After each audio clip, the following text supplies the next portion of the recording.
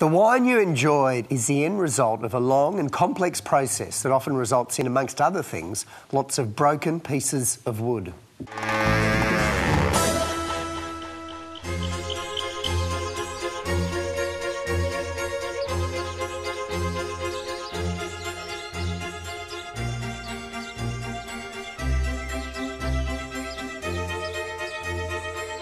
Modern mechanical methods of harvesting grapes for wine production are much more efficient and far less labour intensive. But there is a downside. Millions of vineyard trellis posts are damaged each year and need to be replaced. But it's tough work and potentially dangerous for the workers. Worse still, the posts themselves are treated with nasty chemicals, so they're generally left on toxic piles like these. Our invention is a flexible bracket which repairs broken posts in situ.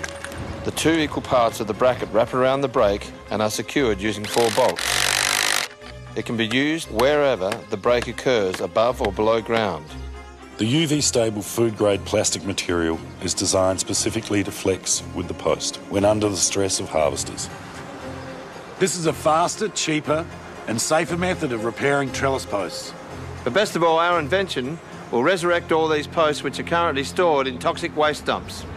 Please welcome from Adelaide, Brian O'Malley and Andy Stevens. Brian, Jane, Andy. And your colleague Nigel couldn't be here today. That's correct. Yeah, it doesn't mean a coup or anything. No. Now, this is interesting, isn't it? Because when you think about, fruit being picked, you think of genteel ways, but well, if we see how one of the how grapes are normally harvested, you basically just go berserk on the vine, don't you? The harvester gives it a big shake, yeah. Big rack. Can we turn ours on and there we go? That happens what? How often? Well, basically that happens once a year, and you've got around about 280 beats to 480 beats a minute as that harvest is going through the vineyards. And it's very common for that shaking to break these posts. It's almost like a splint, except that it doesn't hold it firm, it's got some give in it, yeah? It works like a knee joint. It's got the flexibility to be able to take the pounding from the harvester and last for 25, 30 years in the process. All right, now, Brian, if you go around and show us how they come on, but that, I suppose after a harvest, Andy, you go along and check them, you'd find this one stuffed. Yep. Normally that'd involve a process of pulling it out, getting a new one, whatever. Most of the time they actually break at ground level. Yep. Because of the moisture rots into the wood. Yeah. Although they've got arsenic and all sorts of things in, the wood still rots at ground level. So a lot of the time you either have to dig out around the post. Yep.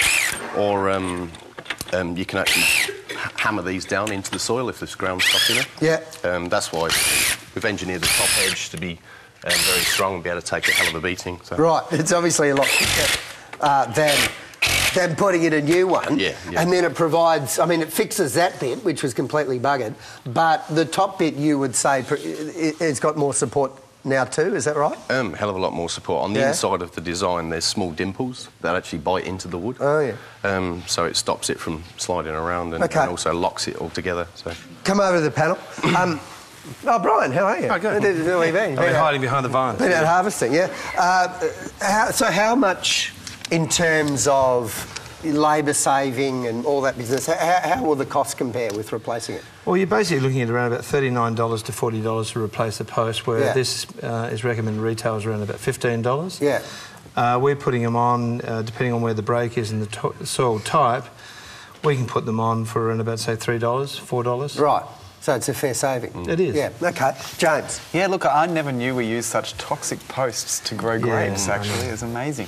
But in your testing, how much longer can this make those posts last for? What sort of lifespan do you get out of a post now? Actually, the plastic's been based on your normal garbage bin, so that the life of it, your normal bin gets hammered every week with 110 kilos worth of rubbish in it, sort of thing. So how long? Yeah, how many years? Probably around about 30 years plus. 30 years. And what about the plastic? Is there any chance anything could leach from that into the soil or any? No, it's a very inert. HDPE is a pretty inert material. It's like a polypropylene sort of thing. So there's nothing that can leach out of the material. Better than the post. Chris? What about, Brian, is it possible to fit your Ocloc prophylactically when you put the post in to start with, so that in fact you know, it's less likely to break because you've already got the thing on there strengthening it at the weakest point, which is at ground level. Well, you could definitely do that, absolutely. Sensible? Worth doing? I think so, but I mean, you're increasing your inventory. I mean, there's an old saying in farms which is don't fix it till it's broken. But yes, in actual fact, you could do that if you're going to make sure it's set up for harvesting in the future. Sally? So, Brian, I understand the reason we can't use recycled plastic posts and some of the organically treated timber is it just can't stand up to that crazy shaking machine. So is it the case that Ocloc could be used on those type of posts and actually allow us to jump over using these toxic timbers and go straight to sustainable posts? We've already had to repair a number of the other plastic products which are out in the place because they've used recycled content to the degree whereby it just doesn't marry. And so when we've put them in our testing devices, they've broken. We've already been asked by a number of companies, can you repair the recycled posts? Can you repair the plastic cylinder posts which are around the radiator pine? Really, it's a big problem. So what's happened is our major focus was in vineyards, but from that has extended an enormous array of other different types of peripheral uses. Summing up, James. Oh, look, it's a splint for broken posts, but I think you've got two businesses here. You've got one that's going to repair those posts in situ, but the other one I'm really curious about recycling all those posts in dumps, and I think that will be really fascinating. Get those stockpiles. Yeah, look, for me, this ticks all the boxes. You know, need, originality, great design, safety, absolutely, and the extra box it ticks, I think, is convenience. Yes. It's a really well-resolved design. I think the design element is fantastic. And I do think the potential for allowing us to use less toxic material because of the way it transfers the stresses is really exciting across a bunch of industries. You're going to shake up the industry. You can use that as a slogan. Let's thank Brian O'Malley and Andy Stevens. Thanks very much, Brian. Good on you, mate. Thank you very much. Good on you.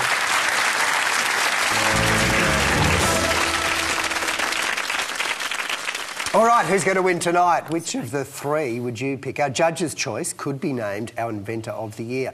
Will it be the tube for underground ladders, the ladder tube, the pool cover that keeps itself clean, the Hibernate pool cover, or the great steak fixing Ocloc? Let's look first at the world of need. Chris, which one does the world need the most? Ocloc, I think, for me. I think the other two are great improvements, but we actually don't solve that problem. It's ridiculous having wooden posts in the ground and then building the hell out of them both directions every year and expecting them to stand up, whereas these posts are actually better off broken with Ocloc on than they were before they broke. Yeah, that's and funny, think isn't it? For the other two, that there's actually alternatives. For me, ladder tube's the winner tonight in design, because I think it really is very well suited to that purpose, and it's a great use of of plastic materials. The other extension of design that I think is really rock and roll in ladder and in Ocloc is both of them have recycled content in what they're doing, and I love it when people are doing something new and they're modernising something and then they go that step further, as they should, and throw in some recycled on all the stuff that's not structural. It's also using new materials. Are you saying recycling is the new rock and roll? I say that creating new stuff with recycled stuff is completely rock and roll. I think Hibernate's great, and for me, originality, actually. Yes. Just there's a real problem having leaves and water collecting in the centre of pool covers. We do want to have some pool covers, so just lifting it up. That's actually a really original concept. But marketability, surely. I mean, there are so many pools about. We've all got used to the idea of having flat pools. As I said, I'm you. No, but you will. You watch. There'll be 50 pools in your turning up here next week. But luckily, I've got a big in tray. Exactly. What about market? Which is going to sell? A broken, toxic trellis post is of no value to anyone. It's nasty, and in fact, so I think the winner for me tonight in marketability is actually the Ocloc, because it's got those two markets. You can actually use it to repair the posts, but also to recycle thousands of posts that are in dumps right now. Who's going to win?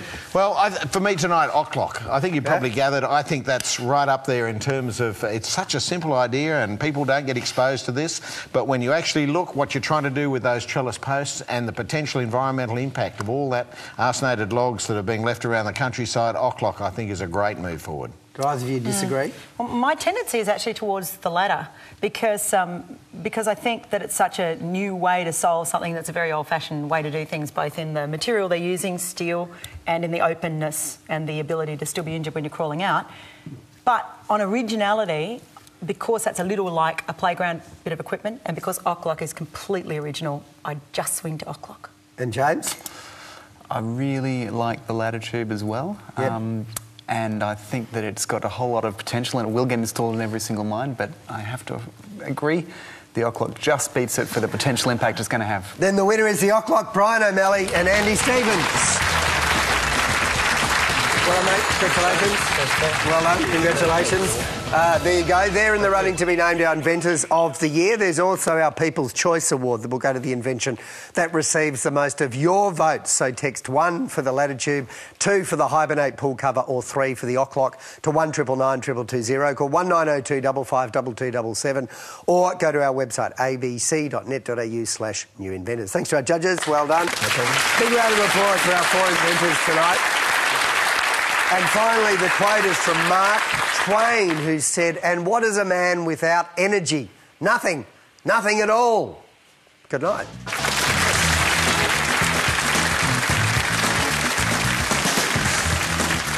You know that last week the panel picked Mark Fay and his wire by click.